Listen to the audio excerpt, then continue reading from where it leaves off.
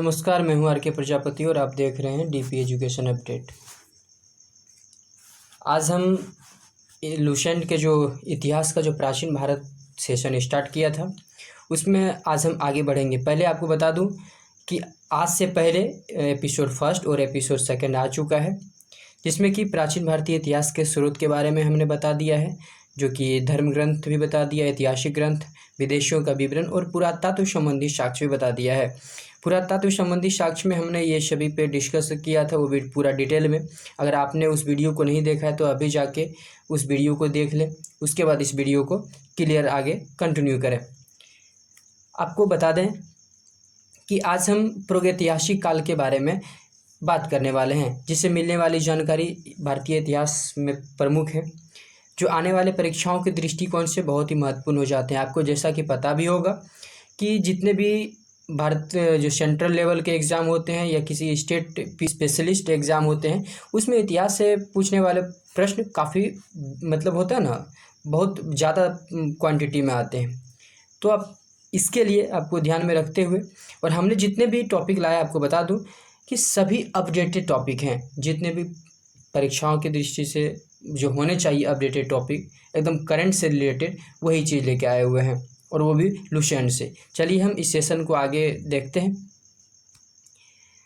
और इससे पहले जो हमने अभी तुरंत बताया था लुसेंट का, और एक बात बता दूं, कुमार गौरव सर जो भी इनको चाहने वाले हैं उनके लिए खुशखबरी है। कुमार गौरव सर ने भी बताया था कि लुसेंट परीक्षाओं की दृष्टि से काफ़ी महत्वपूर्ण हो जाता है। चाहे आप किसी भी परीक्षाओं का तैयारी कर रहे हो तो लुसेंट तो आप पढ़ते ही हैं, तो उससे फ़ायदा नहीं हो पाता है, उसको कोई समझाने वाले होने चाहिए। तो उन्होंने कहा, और हमने ये क्लास लुसेंट का लेके आया है और ये कंटिन्यू किया है हमने। एपिसोड फर्स्ट भी आ चुका है, एपिसोड सेकंड भी आ चुका है, और आज ये होने वाला है एपिसोड थर्ड, यानी तीसरा। चलिए आगे बढ़ते हैं इस सेशन में। प्रागैतिहासिक काल कहते किसे हैं? क्या होता है ये प्रागैतिहासिक काल? किस काल को हम प्रागैतिहासिक काल कहते हैं? चलिए देखते हैं। जिस काल में घटनाओं का कोई लिखित विवरण उद्धृत नहीं किया गया है, मतलब जिस काल के बारे में कोई भी घटना लिखा नहीं गया हो, कुछ भी लिखा नहीं गया हो, ठीक है, उस काल को हम क्या नाम देंगे? प्रागैतिहासिक काल बोलते हैं। वो समय हो गया है लेकिन लिखा नहीं गया है। अब कहेंगे उस समय लोग जो बात भी करते थे तो उसमें कोई भाषा नहीं थी, कोई लिपि नहीं थी, वो एक दूसरे को इशारे सामने बात कर लेते थे, चित्र के माध्यम से समझा देते थे, तो कोई लिखित जानकारी नहीं मिलती है, ठीक है। तो हम देखते हैं आगे किस प्रकार से ये एक दूसरे से बात करते थे। ये जो आप देख पा रहे हैं शिलापट पे जो चित्र, इस प्रकार से ये चित्र बना के एक दूसरे को समझाने की कोशिश करते थे। ये जितने भी आप शिलापट पे जो चित्र देख पा रहे होंगे, इस चित्र के माध्यम से ये लोग एक दूसरे को समझाते थे, ठीक है। ये पूरा भारत की बात की जा रही है, ठीक है। तो इस सेशन में हम आगे बढ़ते हैं और देखते हैं आखिर प्रागैतिहासिक काल, इसके बारे में कोई जानकारी नहीं मिली है। लेकिन इतिहास फिर किसे बोलते हैं? इतिहास मानव विकास का जो उस काल को इतिहास कहते हैं जिसका विवरण लिखित रूप से उपलब्ध है। अगर लिखित रूप से उपलब्ध नहीं है उसे प्रागैतिहासिक काल बोलेंगे, और जिसका लिखित रूप से उसका जानकारी उपलब्ध है उसे हम इतिहास बोलते हैं। देख पाए आगे हम देखेंगे किस प्रकार लिखित जानकारी हमने प्राप्त किया है शुरू से, पहले से। ये जो आप देख पा रहे हैं शिलापट पे, ये जो कुछ इसमें जानकारियाँ दी गई है, इससे हमें पता चलता है कि आज से कुछ वर्ष पहले, यानी कि इतना साल, 100 साल पहले, इतना ईसा पूर्व पहले इस तरह की कल्चर अपनाए जाते थे, इस तरह का लिपि अपनाए जाते थे। वहाँ उस समय जो भी घटनाएं होती थी, जिस तरह लोग बात करते थे, सभी इस पट पे लिखे जाते थे। तो हमें पता चल पाता है कि उस समय किस तरह से लोग अपना व्यवहार रखते थे, किस तरह मनोरंजन के क्या साधन थे, क्या खाना खाते थे, क्या क्या होता था, सब कुछ लिखा होता था, ठीक है। तो इस काल को ही इतिहास काल बोलते हैं।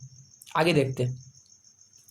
आद्य ऐतिहासिक काल कहते हैं, ना ही प्रागैतिहासिक काल का बात कर रहे हैं अभी, ना ही ऐतिहासिक काल का बात कर रहे हैं। अब बात कर रहे हैं हम आद्य ऐतिहासिक काल। आपको बता दें आद्य ऐतिहासिक काल होता क्या है। देखिए, आद्य ऐतिहासिक काल उस काल को कहते हैं जिस काल में लेखन कला की प्रचलन तो था, लेकिन अभी तक उसका लेखन पढ़ा नहीं जा सका है।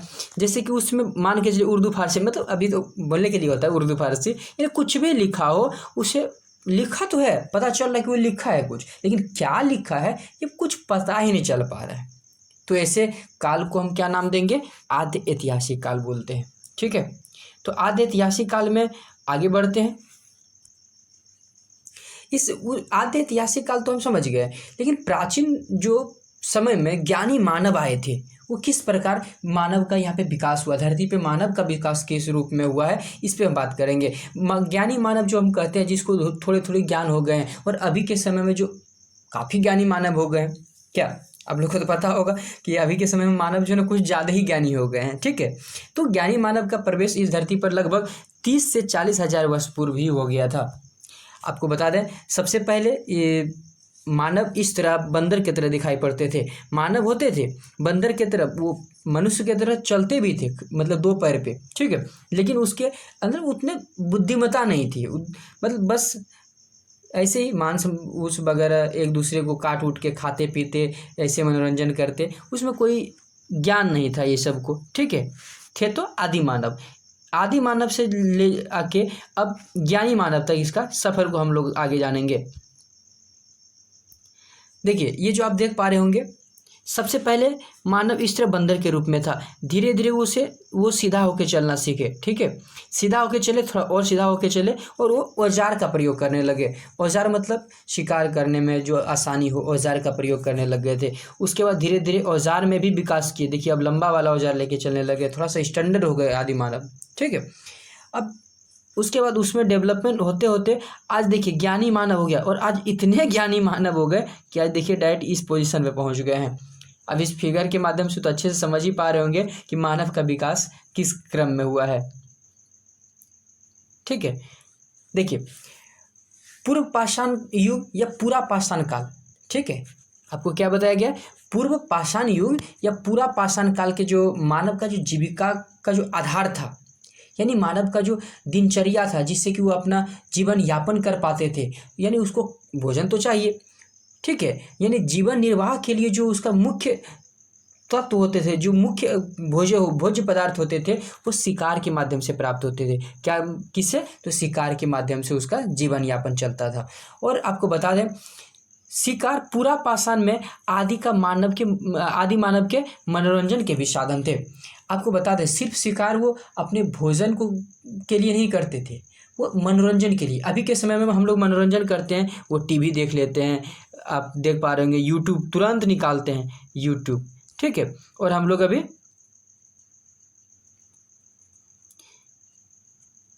यूट्यूब देख पाते हैं। ठीक है, और कभी कभी हम लोग गेम खेल लेते हैं, कभी क्रिकेट खेल लेते हैं, कभी क्रिकेट देख भी लेते हैं। लेकिन उस समय के जो मानव थे वो क्या करते थे मनोरंजन के लिए, तो वो शिकार करते थे। ठीक है, किसी को, जानवर को मार देना। आप सोचिए कि आप मनोरंजन बचपन में, जब आपके समय आपको फ़ोन नहीं दिया गया था, जब आप छोटे छोटे थे, उस समय आप क्या करते थे, कभी कभी पता चलता तितली को पकड़ लिए, कभी कुत्ता को ढेला मार दिए, है ना, कभी कुछ तो कभी कुछ, कभी इधर गुल्ली खेल रहे हैं तो कभी इधर कुछ कर रहे हैं, कभी डंडा से लेके क्रिकेट उड़े खेलना स्टार्ट कर दिए। तो उस समय वो आपका मनोरंजन का साधन था। लेकिन अब धीरे धीरे क्या, वो मनोरंजन का साधन आपका चेंज हो गया। तो उसी तरह जो पूरा पाषाण के काल के समय जो आदि मानव का जो मनोरंजन का साधन था, वो क्या था, शिकार करना था। अब जिस पर ये चित्र के माध्यम से आप देख पा रहे होंगे कि आदि मानव सिर्फ भोजन के रूप में ही शिकार नहीं करते थे, ये अपने मनोरंजन के लिए भी शिकार करते थे। ठीक है, और आपको बता दें कि आग का जो आविष्कार हुआ था वो नव पाषाण काल में हुआ। पूरा पाषाण काल में हमने क्या देखा, वो शिकार करना, आदि मानव का जो मनोरंजन का भी साधन था वो शिकार करना था। लेकिन नव पाषाण यानी धीरे धीरे धीरे समय बीतता गया, अब आया नव पाषाण काल। नव पाषाण मतलब नया पाषाण काल में ही थोड़ा सा नया वाला समय आ गया, यानी उसके बाद वाला समय नव पाषाण काल कहलाता है। इस काल में मनुष्य ने पत्थर से पत्थर रगड़ा तो दिखा कि चिंगारी निकल रहा है। ये चिंगारी क्या है, अब पता चला ये चिंगारी किसी सूखा पत्ते में, उसमें तो कागज वगज तो था नहीं, तो सूखा पता चला पत्ते में ये चला गया। अब सूखा पत्ते में जब ये लगा आग तो ये जल उठा। ठीक है, ये बन गया आग, एकदम भयंकर रूप से आग फैल गया। तब पता चला रही ये तो आग है। लेकिन आग का आविष्कार तो हो गया, किस प्रकार निकला इसने जान गया। आग कैसे निकला, तो पत्थर को टकराए तो चिंगारी निकला, और चिंगारी से हमने लकड़ी को या पत्ते को सुलगाया तो वो आग बन गया। ठीक है, लेकिन आग पे कंट्रोल करना नहीं सीखा। आग का आविष्कार तो कर लिया नवपाषाण काल में, लेकिन इस पे कंट्रोल नहीं हुआ। लेकिन फिर धीरे धीरे ऐसे ही आगे चलता गया। आगे हम बता दें आपको,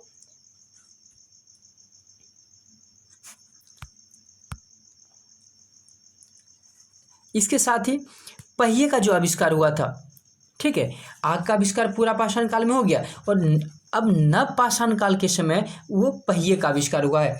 देखिए पहले क्या होता था ना कि बड़े बड़े लकड़ी तो काट लिए, औजार तो मिल गए, लकड़ी कट गया, लेकिन लकड़ी तो काफ़ी भारी होता था, तो उसको एक जगह से दूसरे जगह कैसे ले जाया जाए, तो उसके लिए इन्होंने दिमाग लगाना स्टार्ट किया, धीरे धीरे खोज। तो क्या किया ना, देखिए ऐसे कह नहीं सकते कि उसमें बैल था कि नहीं था, नहीं उसमें बैल तो नहीं था, ठीक है।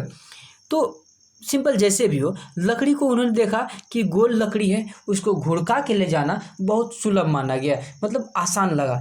उसको घिसटा के ले जाने से अच्छा हुआ उसको घुड़का के ले जाना। तब समझ में आया लोग को कि नहीं, अगर किसी चीज़ को हम लुढ़का के ले जाएंगे यानी गोल गोल घूमेगा तो आसान हो जाता है। तो धीरे धीरे इन्होंने उस लकड़ी को काट के तो पहिए के रूप में बना दिया। आप देख पा रहे होंगे, ये पहिए के रूप में बना दिया और बीच में छेद कर दिया। छेद करने से पता चला ये पहिए के रूप में हो गया, ठीक है।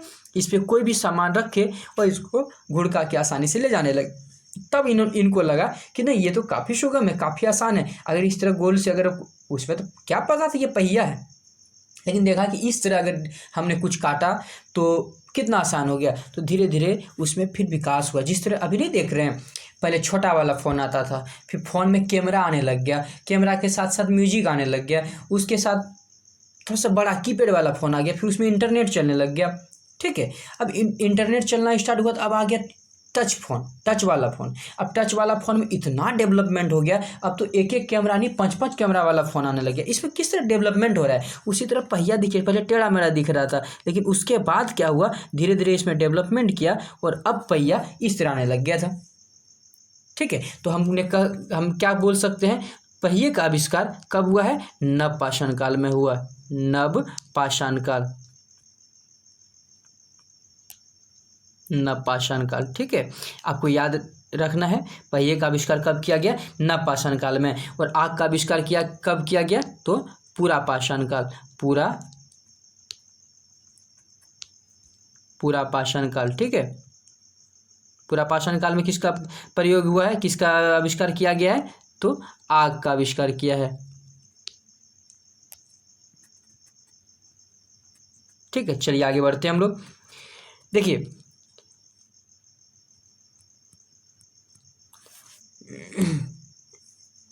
मनुष्य में अस्थायी निवास की जो प्रवृत्ति हुई थी वो नवपाषाण काल में हुई थी। आखिर ऐसा क्यों हुआ, नवपाषाण काल में लोग अस्थायी निवास क्यों बनाने लग गए थे। अस्थायी निवास के लिए कोई झोपड़ी तो तैयार करेगा ही, जब तक झोपड़ी वगैरह नहीं बनाएगा तो लोग रहेगा कहाँ, ठीक है। तो रहने का तो कोई साधन होता नहीं था, तो लोग अस्थायी निवास बनाने लगे। कैसे पता चला कोई अस्थायी निवास बन गया, उसमें तो हमने क्या कहा, कुछ लिखी गई है, कुछ जो पुरातात्विक जो साक्ष्य मिले उससे पता चला है कि नवपाषाण काल में लोग अस्थायी निवास, अस्थायी बस्तियां बसाने लग गए हैं। आखिर ये क्या कारण रहा होगा, तो हम आपको बताते हैं।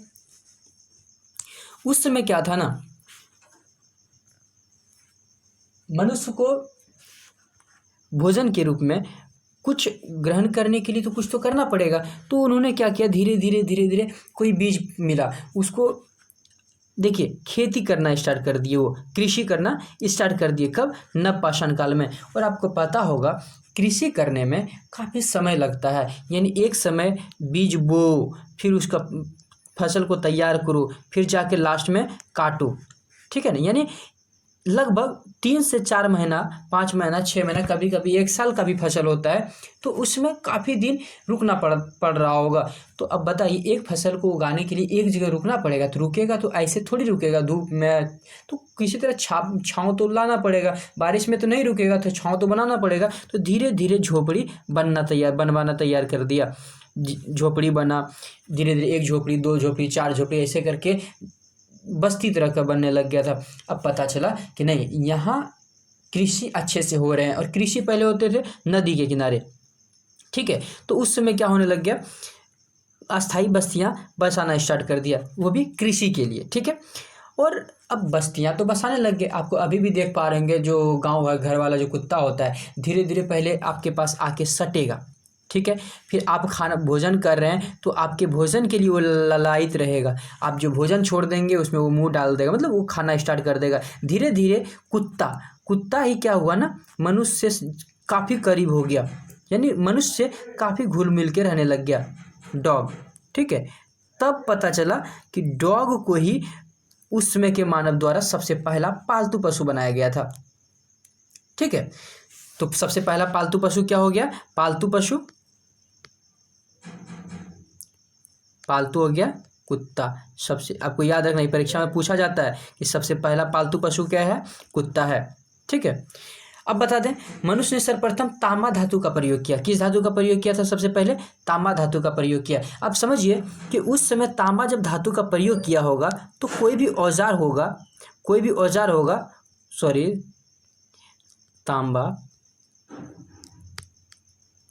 यानी उस समय कोई भी औजार होगा वो तांबे का ही बना होगा, ठीक है। तो औजार के रूप में सबसे पहले तांबा का क्या बनाया उन्होंने, कुल्हाड़ी। इसका जो अभी देखिए हमको कैसे पता चला कि उस समय तांबा का कुल्हाड़ी बना था, सबसे पहला औजार कुल्हाड़ी ही था। तो ये जो प्राप्ति अतिरमपक्कम एक स्थान है, स्थान का नाम क्या बताया हमने, अतिरमपक्कम, ठीक है। अतिरमपक्कम, इस जगह से कुल्हाड़ी का साक्ष्य प्राप्त हुआ है। तब हम कह सकते हैं कि अतिरमपक्कम में सबसे पहले कुल्हाड़ी का साक्ष्य मिला और वो कुल्हाड़ी तांबा का बना था, ठीक है। तो हम आगे बढ़ते हैं। कृषि का आविष्कार नवपाषाण काल में हुआ, जैसे कि हमने पहले अभी तुरंत बता रहा था। कृषि का आविष्कार कब हुआ, नवपाषाण काल में हुआ। ऐतिहासिक अन्न उत्पादन जो स्थल है वो मेहरगढ़ से प्राप्त है। जो पहले का जो अन्न जो उत्पादित होता है, यानी कृषि जो होता था, वो कृषि का जो प्रथम जो साक्ष्य मिला है, अन्न उत्पादन करने का जो साक्ष्य मिला है, वो कहाँ से मिला है, मेहरगढ़ से मिला है। और मेहरगढ़ ये है कहाँ, पश्चिमी बलूचिस्तान में है। मेहरगढ़ कहाँ है, पश्चिमी बलूचिस्तान में, ठीक है। मेहरगढ़ कहाँ है, पश्चिमी बलूचिस्तान में, ठीक है। कृषि के लिए अपनाई गई सबसे प्राचीन फसल जो है उस समय गेहूं था। जो सबसे पहला जो फसल उपजाया गया था खेतों में, वो पहला फसल था गेहूं। और गेहूं के साथ हम उन लोगों ने जौ भी उपजाया था, लेकिन पहला फसल के रूप में किसे मानेंगे हम, गेहूं को मानेंगे। देखिए गेहूं और जौ दोनों को उपजाया था, लेकिन पहला फसल गेहूं को मानेंगे, क्योंकि देखिए गेहूं और जौ लगभग एक जैसा दिखने वाला फसल है। तो उगा तो दिया, लेकिन सबसे पहले उन्होंने गेहूं को उगाया था। तो प्रथम फसल क्या हो गया, आपको याद रखना है, प्रथम फसल गेहूं, ठीक है। आपको बता दें नवपाषाण अब कहा जाएगा मानव द्वारा प्रथम फसल उगाई गई प्रथम फसल कौन सी है, तो वो गेहूं है, ठीक है। और लेकिन इसके द्वारा मानव के द्वारा सबसे प्रथम जो प्रयुक्त अनाज है, जो सबसे पहले उन्होंने खाने में प्रयुक्त किया है, वो चावल था। सबसे पहला खाने में अनाज कौन सा आया था, चावल, ठीक है। ये सबसे पहले खाने में वो प्रयोग में लाया गया। सबसे प्रयुक्त अगर पूछा जाए मानव द्वारा सर्वप्रथम प्रयुक्त अनाज क्या है, तो चावल है, ठीक है। चलिए आगे हम लोग बढ़ेंगे, आगे देखेंगे हम लोग किस प्रकार उस समय लोग कृषि करते थे। ये आप देख पा रहे होंगे, ये गेहूं का पौधा है, ठीक है। और इसे ही मानव द्वारा इसे फसल के रूप में उगाया गया। और जब फसल के रूप में जब अनाज को उगाएंगे तो यहाँ पे तो अस्थायी रूप से बसाने पड़ेंगे। देखिए आप इस चित्र के माध्यम से ये भी देख पा रहे होंगे, यहाँ पे फसल लगाया, फसल उगाया, तो इस दौरान काफ़ी समय बिताना पड़ता था। तो इस बिताने के लिए तो यहाँ पे देखिए बस्ती के रूप में छोटे छोटे झोपड़ी वगैरह बनाना स्टार्ट हो गए थे। और जब छोटे छोटे बस्ती हो गए, काफ़ी उसमें आदमी मतलब लोग रहने लग गए, गांव की तरह बस गया, तो कह सकते हैं अस्थाई बस्तियाँ बसाने का जो प्रमाण मिला है वो नवपाषाण काल से है। कब से, नवपाषाण काल से। अस्थाई बस्तियाँ कब से बसाने लग गए, नवपाषाण काल, नवपाषाण काल, ठीक है। चलिए आगे बढ़ेंगे हम लोग। देखिए पल्लावरम नामक स्थान, उससे पहले मैं आपको बता दूं कृषि का जो प्रथम उदाहरण है वो मेहरगढ़ से प्राप्त है। कृषि का प्रथम उदाहरण कहाँ से प्राप्त है, मेहरगढ़। मेहरगढ़ कहाँ है, पश्चिमी बलूचिस्तान में है। अब देखिए कोल्डिवा का संबंध जो है वो चावल के प्राचीनतम साक्ष्य है। चावल का जो अभी हमने बताया था पहला प्रयुक्त अनाज है वो चावल है। तो चावल का जो प्राचीन साक्ष्य मिला है वो कहाँ से मिला है? कोल्डिवा से मिला है। आपको याद रखना है, परीक्षा में पूछे जाते हैं कि चावल का प्राचीनतम जो साक्ष्य प्राप्त हुआ है वो कहाँ से प्राप्त हुआ है? तो कोल्डिवा से प्राप्त हुआ है। ठीक है, अब देखते हैं आगे। पल्लावरम जो नामक स्थान है वहाँ पे प्रथम भारतीय पुरापाषाण, जो देखिए पुरापाषाण कलाकृति जो होती है वो कहाँ से प्राप्त हुई है? पल्लावरम नामक स्थान। ठीक है, पल्लावरम नामक स्थान से क्या प्राप्त हुआ है? तो प्रथम भारतीय कलाकृति के बारे में पता चला है। ठीक है, तो आपसे परीक्षा में पूछा जा सकता है कि कौन से स्थान पे प्रथम भारतीय पुरापाषाण कलाकृति की खोज हुई है? तो पल्लावरम में। कहाँ पे? पल्लावरम में। ठीक है, अब आगे बताते हैं। भारत में पूर्व प्रस्तर युग के अधिकांश औजार स्फटिक किसको बोलते हैं? तो पत्थर को बोलते हैं स्फटिक। ठीक है, भारत में जो पूर्व प्रस्तर युग के जो अधिकांश जो औजार बने होते थे वो किसके बने होते थे? स्फटिक के बने होते थे, यानी पत्थर के बने होते थे। किस प्रकार पत्थर के औजार बनाए जाते थे? उससे पहले मैं बता दूं कि मेहरगढ़ कहाँ है, आपको ये पहले अब दिखा देता हूँ। ठीक है, आप देख पा रहे होंगे ये है मेहरगढ़। ये भारत से बाहर जो पाकिस्तान की जो कोर पे देख रहे होंगे, पाकिस्तान के ये जो अंतिम बिंदु पे देख रहे होंगे यहाँ पे, ये है मेहरगढ़। ठीक है, यहाँ पे ही चावल का प्रथम साक्ष्य प्राप्त हुआ है। उसके बाद हम इस बारे में बात करते हैं कि भारत में पूर्व प्रस्तर युग में जो अधिकांश औजार बनाते थे वो पत्थर के बनाते थे, तो वो किस प्रकार के होते थे? ये देख पा रहे होंगे चित्र के माध्यम से आप। पहले जितने भी औजार तैयार किए जाते थे वो पत्थर के ही बने होते थे, चाहे वो पीसने के लिए हो, काटने के लिए हो, कुल्हाड़ी के रूप में हो, या जो भी हो, वो पत्थर के ही औजार बनाए जाते थे।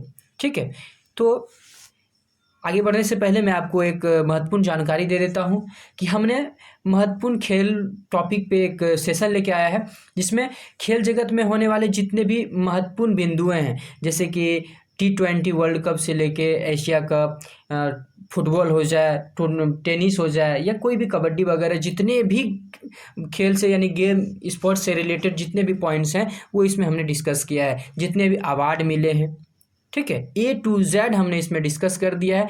अगर आप अपने तैयारी को और भी बेहतर बनाना चाहते हैं और अपडेटेड एक टॉपिक को अपडेटेड पढ़ना चाहते हैं तो हमारे चैनल को अभी सब्सक्राइब करें और ये सब सेशन को जाके उसका फ़ायदा उठाएं।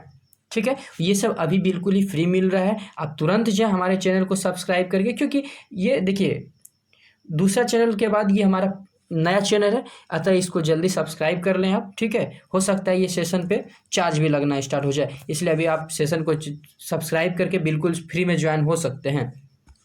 चलिए आगे बढ़ते हैं। रॉबर्ट ब्रूसफुट पहले व्यक्ति थे जिन्होंने 1863 ईस्वी में भारत में पुरापाषाण कालीन औजार की खोज की थी। आपको बता दें पुरापाषाण कालीन जो औजार थी वो कब पता चला है? वो 1863 ईस्वी में। अब देखिए एक चीज़ आपको बता दूं कि पुरापाषाण काल का आपको कैसे पता होगा कि ये पुरापाषाण काल का औजार है? ठीक है, आपको कैसे पता होगा कि ये पुरापाषाण काल का औजार है? तो देखिए सबसे पहले कोई भी औजार खुदाई के दौरान औजार मिल गए।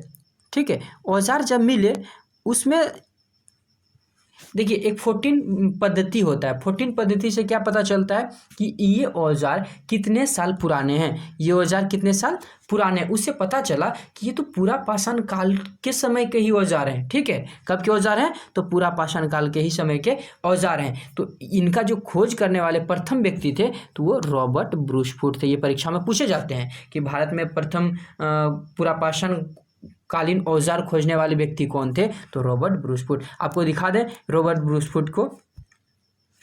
देखिए ये है महाशय रॉबर्ट ब्रूसफुट। ठीक है, इन्होंने ही भारत में पुरापाषाण कालीन औजार का खोज किए थे। ये देखिए उस समय जो इस प्रकार के औजार का प्रयोग करते हैं, जैसे कि कोई भी चीज़ चूरना है, नहीं देखते कोई भी अभी ईंटा उठा के ही चूर देते हैं, कोई पत्थर उठा के ही चूर देते हैं, तो ये भी एक औजार के रूप में काम आते थे। ये औजार के रूप में ही खोजा गया और इनका जो समय काल देखा गया वो पुरापाषाण काल के ही समय का है।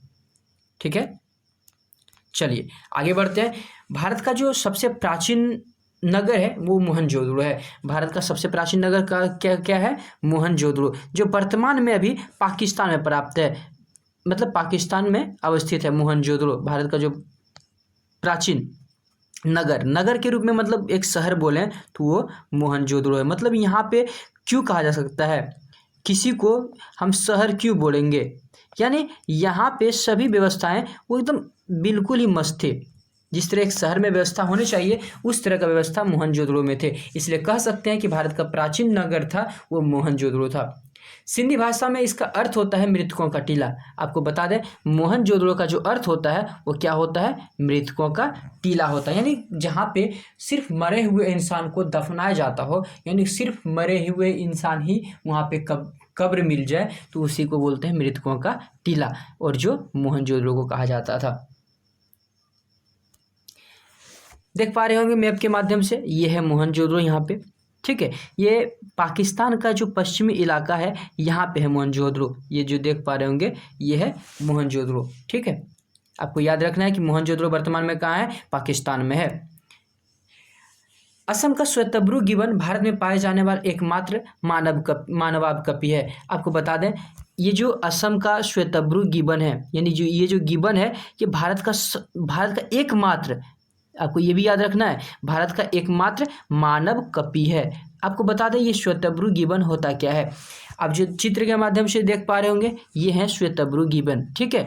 ये मानव चैंपेंजी, ओरंग उतार जो होता है, गोरिल्ला और बोनोबो जैसे महाकपियों की तुलना में आकार में ये बहुत छोटे होते हैं, ठीक है। अधिकांश ये जो है बनावट के रूप में बंदर की तरह दिखाई पड़ते हैं, ठीक है। पूरा फेस इसका बंदर से मिलता जुलता दिखाई पड़ता है। लेकिन ये सभी कपियों की भांति, कपि में क्या होता है एक चीज देख, बंदर में आप पूंछ देखते होंगे, ये तो बंदर की तरह दिख रहे हैं लेकिन इसमें पूंछ नहीं होते, कपि में क्या होते हैं, पूंछ नहीं होते हैं, इसलिए हम कह सकते हैं सभी कपियों की भांति इसकी पूंछ नहीं होती है और अक्सर अपने पिछले पांव पर चलती है। जिस तरह मनुष्य अपने पैर पे चलता है उसी तरह ये देखिए इसका हाथ है लेकिन पैर की तरह ही इसको गिना जाता है, लेकिन ये सिर्फ दो ही पैर से चलते हैं, यानी जिस तरह मनुष्य चलते हैं दो पैर से उसी तरह ये कपि भी दो पैर से चलते हैं। इन्हें अक्सर हीन कपि कहा जाता है। हीन कपि का बात करें तो स्मॉल एप्स, हीन कपि को इंग्लिश में क्या बोलते हैं, स्मॉल एप्स बोलते हैं, इसे स्मॉल एप्स भी कहते हैं। चलिए आगे बढ़ते हैं हम लोग। देखिए इनाम गांव ताम्रपाषाण युग की एक बड़ी बस्ती थी। ताम्रपाषाण युग जो चल रहा था उसमें जो एक बस्ती था वो इनाम गांव था। इनाम गांव वो ताम्रपाषाण किसे बोलते हैं ये भी आपको हम समझा दें।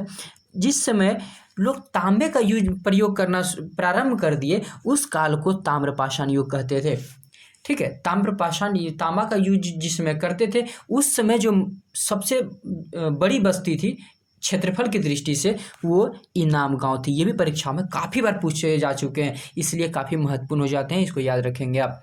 इनाम गांव ताम्रपाषाण काल जो युग थे उस समय सबसे बड़ी बस्ती थी। इसका संबंध जौरवे संस्कृति से है। इनाम गांव का संबंध कहाँ से है तो जौरवे संस्कृति से है, ठीक है। चलिए आगे बढ़ेंगे हम लोग। भारत में देखिए शिवालिक जो शिवालिक नहीं शिवालिक क्या बोले हम, शिवालिक,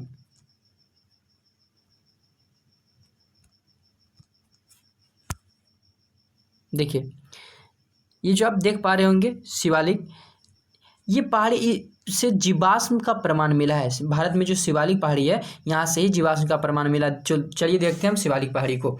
हमने सिर्फ भारत के मैप को ही चित्रण किया है, ठीक है, भारत के मैप को चित्रण किया है। आप देख पा रहे होंगे चित्र के माध्यम से, ये आपको दिख रहा होगा शिवालिक पहाड़ी, ठीक है। ये है शिवालिक पहाड़ी, हिमालय का ही एक पार्ट है शिवालिक पहाड़ी, दक्षिण हिमालय का एक पार्ट है, ठीक है। आपको बता दें ये है शिवालिक पहाड़ी, उससे ऊपर जाएंगे तो ये है पीर पंजाल, ये जो आप देख पा रहे होंगे ये पीर पंजाल है, ठीक है। इसके बगल में देखें तो ये है धौलाधर पहाड़ी, ठीक है। धौलाधर पहाड़ी से ऊपर अगर जाएंगे यहाँ पे वो है जास्कर पर्वत। जास्कर पर्वत से जो ऊपर आप देख पा रहे होंगे ये है लद्दाख पर्वत, और सबसे ऊपर जो बात कर रहे हैं वो काराकोरम पर्वत है। और आपको बता दें काराकोरम पर्वत में ही एक ऊंची चोटी है, उसे बोलते हैं K2 या गॉडविन ऑस्टिन, K2 या गॉडविन ऑस्टिन बोलते हैं। आपको कमेंट के माध्यम से ये बताना है कि K2 की ऊंचाई कितनी है, K2 की ऊंचाई कितनी है, हाइट ऑफ K2। आपका जवाब का इंतज़ार रहेगा। ठीक है, कुछ पॉइंट्स के माध्यम से हम आपको समझा देते हैं कि हिमालय पर्वत श्रेणी क्या है। हिमालय की सबसे दक्षिण की पर्वत श्रृंखला है शिवालिक पर्वत श्रेणी, हिमालय की सबसे दक्षिण पर्वत श्रृंखला है। इसमें काराकोरम, लद्दाख, जास्कर पर्वत श्रृंखला, जो जास्कर पर्वत श्रृंखला जो हिस्सा है उसको ट्रांस हिमालय के नाम से भी जानते हैं। चलिए तो आगे हम लोग बढ़ेंगे। देखिए, पूर्व ऐतिहासिक काल में भीमबेटका गुफाओं से शैल चित्र के लिए प्रसिद्ध है। देखिए, प्राचीन जो प्रागैतिहासिक काल में जो भीमबेटका की गुफाएं हैं, कौन सा गुफा? भीमबेटका की गुफा, ये शैल चित्र के लिए प्रसिद्ध है। आपको ये भी बताना है कि भीमबेटका की गुफा कहाँ अवस्थित है। तो देखते हैं किस प्रकार शैल चित्र होता है, आखिर ये शैल चित्र किस प्रकार दिखाई पड़ता है। देखिए, आप चित्र के माध्यम से आप देख पा रहे होंगे, ये है शैल चित्र। शैल चित्र किसे बोलते हैं? यानी शैल मतलब पत्थर, पत्थर पे जो बने हुए चित्र होते थे उससे ही शैल चित्र बोलते हैं। ये जो आप देख पा रहे होंगे, हाथी घोड़ा, ये जो घोड़ा टाइप का दिख रहा होगा उस पर मानव के रूप में बैठाया गया है, इसे ही शैल चित्र बोलते हैं। ठीक है, उस समय ये शैल चित्र के रूप में दिखाई पड़ता था। भारत में मनुष्य संबंधी सबसे पहला प्रमाण जो है नर्मदा घाटी से मिला है। भारत में कैसे पता चला, या मतलब भारत में मनुष्य रहते थे, इसका प्रमाण कहाँ से प्राप्त हुआ है? तो नर्मदा घाटी से प्राप्त हुआ है। ठीक है, चलिए एक आपकी जानकारी के लिए बता दूं, भारतीय नागरिक सेवा के जो अधिकारी थे उनका नाम क्या था? रिजले। भारतीय नागरिक सेवा के अधिकारी कौन थे? रिजले। इनके द्वारा पहली बार वैज्ञानिक आधार पर भारत की जनसंख्या का प्रजातीय विभेदीकरण किया गया था। देखिए, रिजले ही ऐसा प्रथम व्यक्ति थे जिनके द्वारा वैज्ञानिक आधार पर भारतीय जनसंख्या का प्रजातीय विभेदीकरण, आपको बता दें कि ये कैसा विभेदीकरण था? प्रजातीय विभेदीकरण किया गया था, वो भी जनसंख्या के दृष्टिकोण से।